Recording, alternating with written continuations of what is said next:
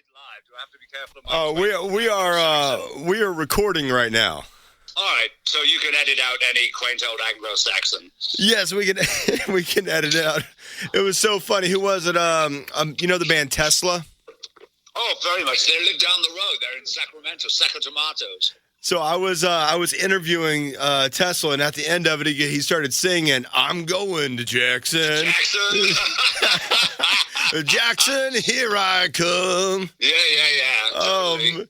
Oh man, Mr. Coverdale, I did not expect you to call me like yourself. That is awesome. Oh man, kick ass, man. Dude, everything good though? Dude, I've got to say this real quick. All right. Yes. So, "Here I Go Again" is my favorite song of all time. Oh, bless your heart. I mean, when I turned 16 in 2005. And I'm from I'm dealing with children here. I'll be 30 in June. Oh my God, I kind of remember it well. You kind of, it's like little flashbacks, right? It's like little bits and pieces. Well, yeah. I'm a fully paid up member of the craft club. Can't remember a fucking thing. You know, there's a lot of mileage on this beast, I tell you. I was watching a documentary with my wife last night on the incredible, gifted and talented Quincy Jones. And it was just, mind-boggling. And my wife said, "Well, you're not far off doing all that stuff." I went, "Oh, my God, that's such a praise indeed." But, I remember, actually, I must tell you, you're coming up to 30. That's when I wrote "Here I Go Again" and "Crying in the Rain." I was coming up to my 30th birthday, and what I used to do in the old days was get all of my little cassettes together of ideas and stuff and my guitar, and I'd take my very young daughter and my first wife on holiday to some exotic clime for about a month, where I'd correlate all these bits and pieces of ideas into actually workable arrangements of songs. And unfortunately, my first wife and I were starting to grow apart rather dramatically. And so, that song is about the breakdown. Now it's like one of the biggest rock and roll anthems in the world. But also, I was fucking inconsolable, Jackson, that I was coming to my 30th birthday and I thought, the fucking party is over. God, fucking, that was 37 fucking years ago. My God. Jeez. Amazing. Are you telling me it goes downhill from here, David? No. Let me tell you, I'm a living proof it fucking don't. Hey, I think I was 35, wasn't I, when "Here I Go Again" hit? Yeah. I think I was 30, because I remember being really pissed off. I'd done an interview for People magazine, and the guy, the twat who put my story in, said, "David Coverdale must be the most happening has-been in music history." I'm going, what? Because I was 35. When I left Deep Purple, I was 26 and already a dinosaur in UK press. A fucking dinosaur at 26 or 25. I mean, is there justice, I ask you? I don't fucking think so. This is the greatest interview ever. Yeah, there was 5 years between Saints and Sinners, "Here I Go Again," and then the self-titled album. So yeah, 35. Well, yeah, and I was actually, I was reminded the other day, the only time I think, I'm pretty prolific as a writer, and so I was kind of somewhat distressed when Geffen said, I was new with Geffen, and a very powerful, small company, but really fucking powerful executives. And we ended up having an amazing couple of years together.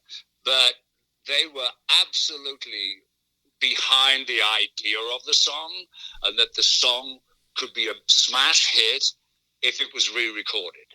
Mm. And I'm not Mr. Re-Record. I'm not Mr. Nostalgia. That was then. But I honored the request. And of course, the rest is fucking history. It's the most successful song in Whitesnake's substantial catalog, and continues to be. It's and I tell you, Jackson, when I meet and talk with so many people around the world through social media or in person, everyone's got a fucking Here I Go Again story, that it was part of the backdrop of some the hard times in their life that gave them the struggle, which is wonderful and humbling for me to hear that a piece of music that I was involved with helped people through a crisis or gave them the necessary emotional B12 to get up and start over. I thought, it's quite amazing. It's way beyond what I actually wrote it about. It's crazy because I honestly have used Here I Go Again, like when I am down in the dumps sometimes. Like I had an engagement end, and it ended, and I was just like, what's life right now? I was so used to that. Mm-hmm. And then I knew your song, and I turned on Here I Go Again, and it just instantly put me in a better mood. Well, it's that. Thank you, and that alone is worthwhile as a composer and a performer to hear that. And of course, the video we made, which is over 50 million fucking views, had nothing whatsoever to do with the theme. Nothing, But I didn't even get a fucking deal off Jaguar. Can you believe that? Oh, all man. The Jags, over 50 million views, and that's probably modest. And, ridiculous sales. And you've probably seen a Geico ad, which is fun. I do one of the things that once Zeppelin did Cadillac and once The Who did the pharmaceutical companies, I went, okay, if my heroes are doing this shit, it's time for me to get in. And it's one of the things that helps bankroll my band. It's not done for greed. It's not done to diminish the song in any way, shape, or form. And it doesn't belittle it. I sign off on stuff, number one, for a shitload of money, and then we put that back into the band. And also, the spirit has to be uplifting. It has to be smiling. It has to be, for instance, a Canadian fiber company offered me a lot of money many years ago for Here I Go Again. And I went, Christ, I don't want to be playing British Columbia. And as soon as we start Here I Go Again, everybody clutches the stomach and runs to the bathroom. Yeah. Did you feel a little nostalgic when you were making Shut Up and Kiss Me with that music video? No, I don't do it. I'm not a nostalgia guy, but my car's sexy as you can see. I mean, the other thing about Jag, the tight bastards, I must say, not only that there was no thank you for all the Jags that Here I Go Again sold and other Whitesnake videos, but a couple of years back, I had an album called Good to Be Bad. They stole that and stuck it in an ad for Jaguar. Bastards, Bunch of bastards. What happened, we have a lot of storage facilities close to where I live where Whitesnake HQ is actually Reno, Nevada. And I was just talking to my video director, Tyler Bournes, and we'd agreed, Frontiers said this was the song that they wanted, that thought it was going to be a lot of fun. And we agreed. I've got to stand by every piece of music. It's a Red Beach and David Coverdale song. Very, very Whitesnake, Whitesnakey. And it's part of the structure of Whitesnake to have fun, uplifting, kick-ass, put a smile on your face music. Which it does. So I thought, well, this is obviously going to be a performance video because none of us are fucking potential Oscar nominees. We're a band. So how do we make it a bit more interesting? What's going to be the eye candy or whatever? There's no way on earth that I would attempt to diminish or belittle anybody who was involved with Whitesnake's Here I Go Again video. But it is my car and it is my jacket, so hell, You should have a garage filled with Jags, David. Well, the circumstance is, what we were talking at one time when the hard rock franchise was just, huge. We were talking to a guy, which would have been perfect because it's an old girl. It's beautiful. But, it's been in storage for 30 years, maybe. I don't know, almost. And we had it all detailed and cleaned up, purrs like a pussycat, and growls like a jungle beast. But it's insanely sexy. I mean, the car on its own could get laid, so then the first idea was, number one, we'd have a club performance, which we recreated in my studio. And first idea I had was to have the car outside of a mall because it's such an iconic image to people, to go, oh, just roll around on it. No cartwheels, just roll around, take pictures of yourself and stuff. And my co-producer, Michael McIntyre, turned around and said, DC, it'll get trashed, And I went, oh, Christ, yeah. So when we had, all of the extras and stuff, everything was people from Reno, beautiful little, biggest little city in the world, all Renoites. And everybody came in and were doing what we were going to ask. The image was to have it parked backstage where I'm performing, and people going, oh, my God, that's the white Jag. Oh, take my picture, quick. That's the whole premise of this thing. Fun. Just have a no, dig at anybody else. We didn't go for anybody who looked remotely like Torn. This is all fun and hopefully taken in that way. And believe it or not, for what is termed a classic rock band, we're way over 800,000 views in 3 weeks. It's amazing what it's stirred up. It's astonishing. Is that the whole? So you have the nostalgia people looking at it. Oh my God, the car! The jacket. What's next? No. And you look like you're having so much fun when you're singing that. Yeah, I wouldn't be doing this if my guys weren't great to work with, my band of brothers, and if I don't have fun. Well, obviously, I get well rewarded, which is all part of the package. But, a bottom line for me is I've got to have fun. Otherwise, I can't. How the hell do I expect my audience to have fun if I'm being a miserable bastard? Well, two-part question. So, yeah, you had considered retiring after 2016. Uh-oh. No, way before that. Well, like in 2016. My wife has ordered me to stop using that word. Oh, she said, because it comes back to haunt me every time. I've retired more times than Frank Sinatra. Old Brown Eyes is back. So I'm just going to go until my body goes, no. Actually, my body was telling me in 2016, I didn't go public until recently, that I'd been suffering in my knees for about 10 years with degenerative arthritis. Baby, when I see people, have trouble getting up out of a chair in a restaurant or in the street, just you see, my heart connects with them immediately because it was miserable for me. And basically, for 10 years, we've been covering it up with shots, injections and stuff for tours, ointments, pain-killing ointments and stuff. And I was fine on stage until literally I just had some shots in South America and they were hurting me through the show.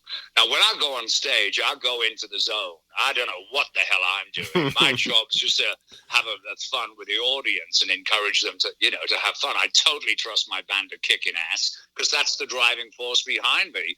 And the energy from the crowd, which is an intense power crowds have, how the evening's going to go.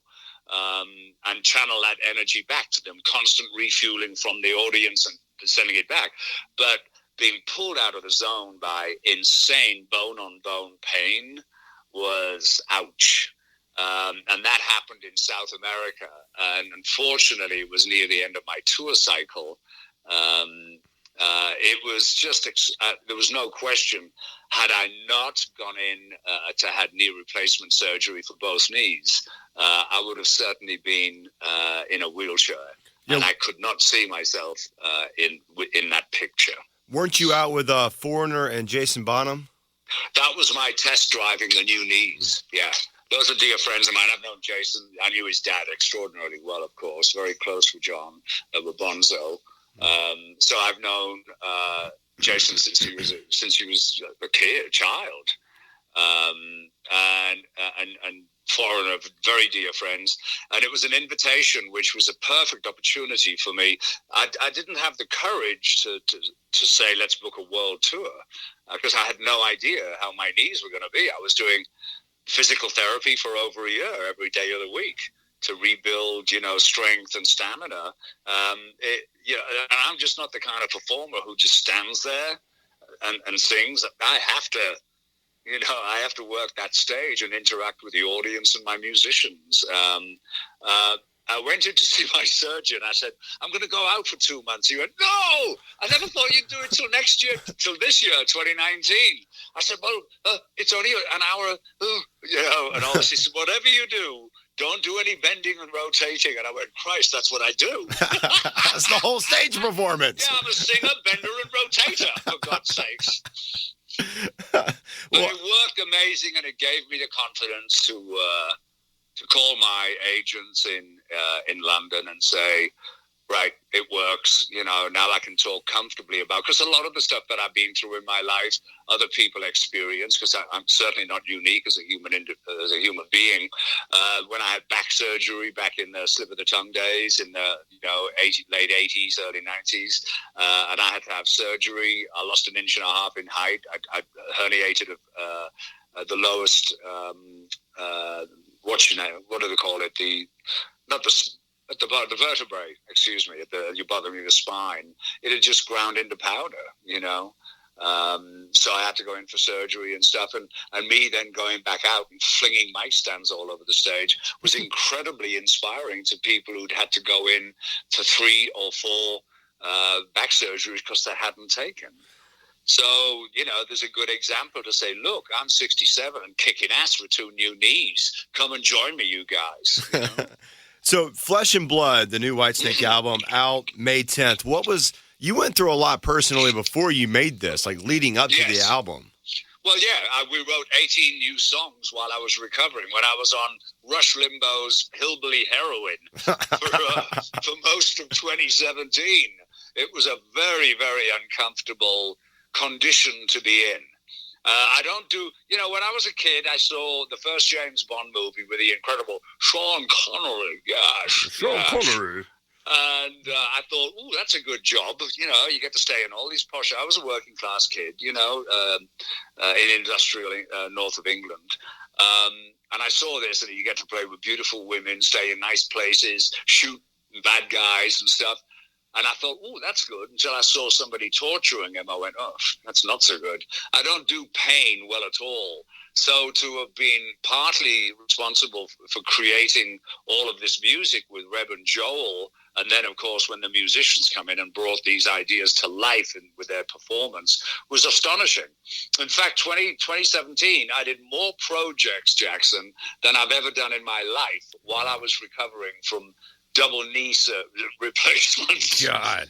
And then I come into 2018 and my immune system is so depleted. I was like a poster boy to get that H3 flu virus, which was just awful. It took like 6 weeks, 2 months to get rid of. So the album was on hold. So then we come back to finish mixing. We got 80%, 85% done, and my entire studio system crashed. Wow. And we didn't know, we really didn't know whether we just lost the album. Of course we could have re-recorded it, but we didn't have time. We had to go out with my friend's Foreigner, as you say. So this is perfect. It's like all of these things the universe was manipulating to make sure the album came out this year. Because everything's, all the bits and places. The success of the video is an incredible B12 in our collective bottoms to start rehearsing for this tour. The whole band and the record company is just thrilled with the pre-orders. It's beginning to look a lot like Christmas. So, Christmas in springtime. I can say what I think about the album. Critics can say what they think. You, as the writer, as the person that recorded it, what are your thoughts on Flesh and Blood? Where do you stand with it? It's one of my favorite, and I think one of the best and most structured, consistent Whitesnake albums ever. It's so interesting to me. It's already successful, Jackson, as far as artistically for me. And I agreed to let iTunes use 90 seconds, because I think 30 seconds is just, what the hell? I'm not usually singing like 4 minutes into the song. So 90 seconds gives people a decent taste. Economically, I don't think everybody's having the most flourishing, positive time. So I want to give people, as always, value for their money and quality. And this is a quality-driven record by a kick-ass band with great rock songs that will fit perfectly into the Whitesnake concert and tie in perfectly with Still of the Night, Is This Love, Here I Go Again, Give Me All Your Love Tonight. And, of course, we'll be also celebrating the 35th anniversary of Slide It In. So, yeah, it's a lot of stuff. I'm going to try to get at least 4, if not 5. Reb, of course, wants to do 10 new songs. It's like, no, I'm not going to do a 2-day show. But yeah, it's definitely up there in the higher echelons in the pantheon of Whitesnake. And I should know, mate, because I started Whitesnake. You started it, and it's your baby. And what you say goes. What you say goes. Yeah. That's funny. I at some point I'm going to have to sing. Not really. It's I'm very, very, very. No, of course. Band driven. Of course. No question at all. At some point I'm going to have to send you a video, David, of me doing every time I do karaoke. It's Here I Go Again. I'm going to have to get your professional and personal critique of me doing your song. Oh no, it'd be absolutely my pleasure. It's funny. Warner Brothers have just had I'm very tied into the Warner Brothers family since being with them with Deep Purple, 200 years ago. But they went down for their global conference to Mexico, and they sent me a video of a lot of their big executives playing Here I Go Again in a bar, which was... no wonder they signed us. Thank you for talking with me, Jackson. I gotta go, sweet prince. Oh, well, we get you April 20th at State Bank Amphitheater, Chastain Park. We can't wait to get us some Whitesnake, man. Me too, baby. All the best, bro. Send my love to your listeners. Can't wait to be with you guys. All right. Thank you so much for the time, David. And you, brother. God bless. All right, God bless. Bye-bye.